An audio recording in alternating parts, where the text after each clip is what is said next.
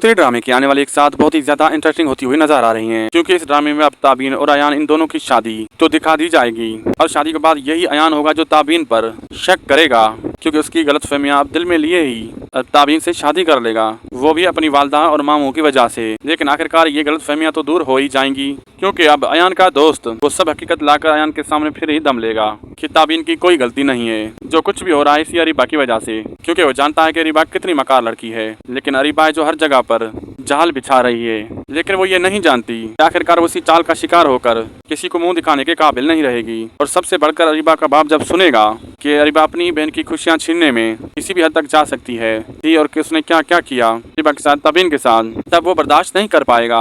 हो सकता है वो अपनी जान से हाथ धो बैठे, लेकिन वो अरीबा को कभी माफ नहीं करेगा। लेकिन ताबीन अब वो भी सुनकर बहुत ही ज्यादा शौक होगी कि उसी की बहन, जिसको वो अपनी सगी बहन समझ रही थी, जिससे इतनी ज्यादा मोहब्बत करती थी, उसकी खातिर वो जिम्मी तक जा मिली, लेकिन अब वो है वो उसे खिलाना चाहती थी, उसी की वो उसकी खुशियां छीनना चाह रही थी। ऐसे में अब उसे भी अफसोस होगा अरीबा की घटिया सोच पर। लेकिन अरीबा है अब जो उसने बेवकूफियां की हैं और जो गुनाह किए हैं, अब उसका कफारा अदा करने का वक्त आन पहुंचा, क्योंकि अब वो हर जगह से ठुकराई जाएगी और आखिरकार हो सकता है कि वो अकेलेपन में सुसाइड अटेम्प्ट कर ले।